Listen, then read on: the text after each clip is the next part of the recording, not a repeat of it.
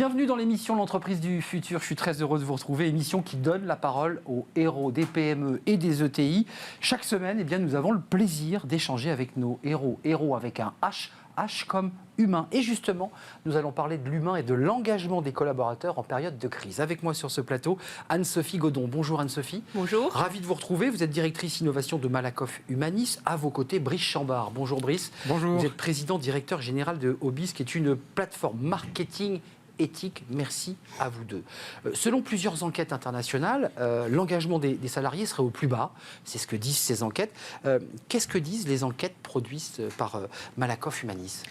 Eh bien, effectivement, on a beaucoup d'enquêtes aujourd'hui qui montrent qu'au niveau mondial, l'engagement des salariés a baissé dans les dernières années.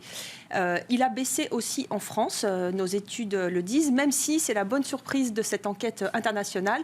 La France est en tête, malgré tout, en Europe. Donc, nos salariés sont plus engagés que les Italiens, les Espagnols, les Anglais et les Allemands. Voilà. Donc ça, c'est l'engagement envers son travail.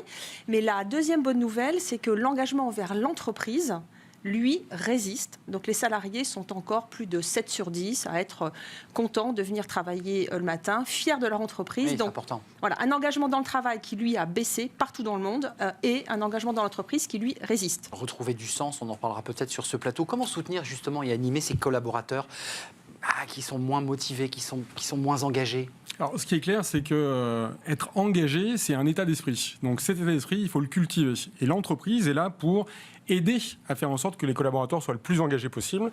Premier point, c'est l'engagement. Il faut aimer les efforts. Il ne faut pas se leurrer. Être engagé, c'est ne pas avoir peur de faire des efforts.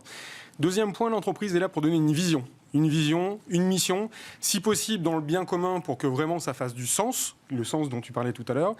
Et après, il y a 3 points qui me semblent être essentiels. Le premier, c'est persévérer. Le deuxième, c'est vraiment être dans une dynamique de courage et de concentration totale. Et le troisième, c'est de ne pas avoir peur de faire acte de résilience, parce que ce n'est pas forcément évident. Et quand on arrive avec tout ça à avoir du sens, du bien commun, et à donner de la générosité, et je vais employer un mot qui, pour moi, est très important, c'est de l'amour dans son travail, de l'amour, eh bien, on arrive à faire engager les personnes. Aimer son travail, c'est une expression qui est effectivement très belle. Je vous cite cette phrase de Paolo Coelho qui disait « Si vous pensez que l'aventure est dangereuse, essayez la routine, elle est mortelle ». Anne-Sophie Godon, comment redonner du sens à ses collaborateurs et comment permettre à ses collaborateurs de s'engager dans l'aventure et justement de ne pas s'enfermer dans la routine ? Je pense qu'il y a 2 sujets vraiment complémentaires. Il y a d'abord l'engagement dans son travail, dont on a vu tout à l'heure qu'il s'était dégradé. Et là, il y a beaucoup d'études qui montrent quand même que l'effort collectif, donc il y a l'effort, mais il y a effectivement l'effort collectif qui est important. Et le deuxième élément très important, c'est la confiance dans son chef. Donc ça, c'est vraiment les 2 éléments structurants. Le N+1, celui qui est voilà, au-dessus. Il faut du collectif et de la confiance. Et puis, en ce qui concerne l'engagement dans son entreprise, Brice en a déjà parlé, mais je crois que c'est très important effectivement que les salariés puissent finalement s'inscrire dans une dynamique plus large.